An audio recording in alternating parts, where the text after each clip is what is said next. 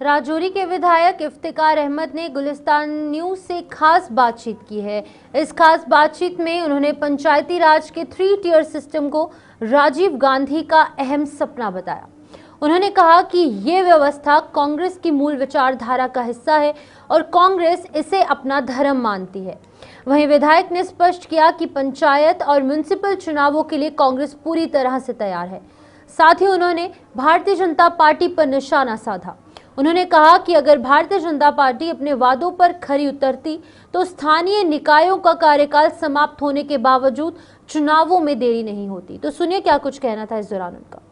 जम्मू कश्मीर में असेंबली इंतखाबात को 1 साल से ज्यादा का अर्स बीत चुका है और ऐसे में ये बात भी सामने आ रही थी क्योंकि इससे पहले ये कहा गया था कि जम्मू कश्मीर में अब म्यूनसिपलिटी के और पंचायती इलेक्शन भी करवाए जाएंगे।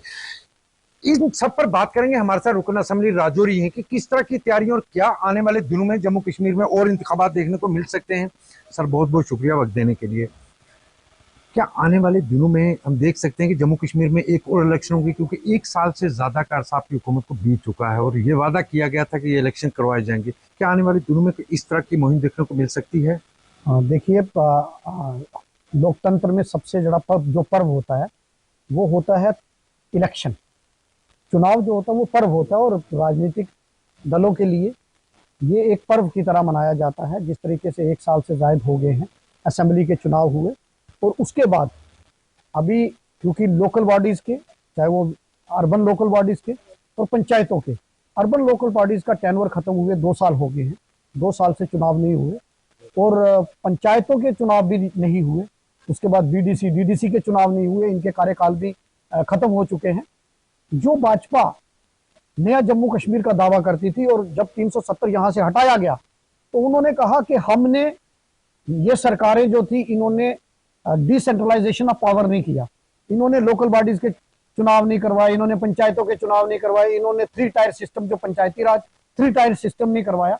लेकिन आपने देखा कि उन्होंने ही, अगर 2021-22 में या 23 में टेन्योर खत्म हुआ था म्यूनसिपल कौंसिल का, तो उन्होंने 23 में चुनाव नहीं करवाए और चुनाव को डेफर कर दिया और आज 2 साल हो गए उसके चुनाव। फिर पंचायतों का कार्यकाल खत्म हुए भी 2 साल हो गए, डीडीसी का कार्यकाल खत्म भी 2 साल से ज्यादा हो गया। तो ये सारे चुनाव पेंडिंग है और अब तो डीडीसी का चुनाव भी, जिस भाजपा ने अपनी पीठ थपथपाई थी कि हमने डीडीसी का चुनाव करवाया, हमने डिसेंट्रलाइजेशन ऑफ पावर की, लेकिन वो गुब्बारा था जो कि बड़ी बड़ी बातें करके उसके बाद उसी सरकार ने दोबारा चुनाव नहीं करवाया, एक भी चुनाव नहीं करवाया। कांग्रेस पार्टी ये मानती है और हम ये मानते हैं, क्योंकि राजीव गांधी जी का सपना था, जो पंचायतों का कंसेप्ट था कि ग्राम स्वराज का कंसेप्ट और डिसेंट्रलाइजेशन ऑफ पावर, ये राजीव जी का सपना था।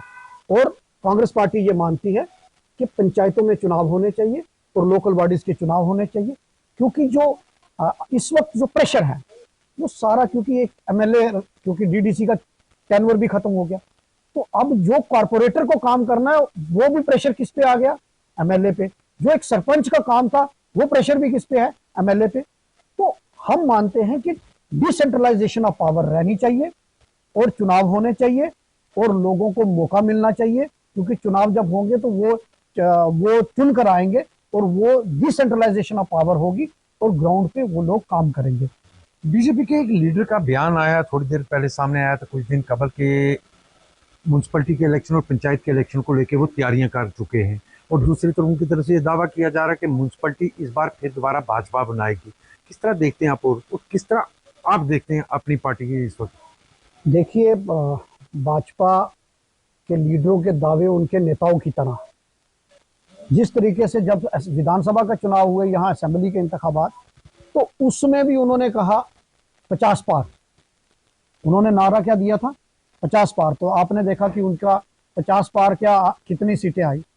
और जो वो कहते हैं कि इस बार भी, तो मैं उनको याद दिलाना चाहता हूं कि पिछली बार भी जब यहाँ म्युनिसिपल काउंसिल के इलेक्शन हुए तो सिंगल लार्जेस्ट पार्टी कांग्रेस थी और आपने हॉर्स ट्रेडिंग करके, जो कि भाजपा का चलन रहा है, तो आपने म्युनिसिपलिटी चलाई और म्युनिसिपलिटी की जो हालत है वो आपने अपने जुबान से बयान किया है। जब वो ये कहते हैं गलियां नहीं है ठीक, नालियां नहीं है ठीक, कूड़ा यहाँ डंपिंग हो रहा है, इनके कोई ऐसा चले नहीं। ये पहली म्युनिसिपल कौंसिल थी जिसका कैफेटेरिया डिस्ट्रिक्ट एडमिनिस्ट्रेशन ने जाके गिराया। तो ये तमाम चीजें हैं, ये तो लोग तय करेंगे और आने वाले वक्त में लोग जवाब देंगे। और लोग किसके काम से खुश हैं, किसके काम से नाराज हैं, कौन कौन से प्रोजेक्ट आपने अपने लिए लाए और कौन से प्रोजेक्ट आपने लोगों के लिए लाए, तो आने वाला वक्त बताएगा कि म्युनिसिपैलिटी किसकी बनती है। कांग्रेस पार्टी इलेक्शन के लिए तैयार है, चाहे वो पंचायतों का इलेक्शन है, चाहे वो म्युनिसिपल कौंसिल का इलेक्शन है। कांग्रेस पार्टी मजबूती के साथ चुनाव लड़ेगी और ये जो हुकूमत है, जो उमर सरकार है, जो कांग्रेस और नेशनल कॉन्फ्रेंस की अलायंस सरकार है, ये वचनबद्ध है और इन्होंने कहा है कि हम डिसेंट्रलाइजेशन ऑफ पावर करेंगे।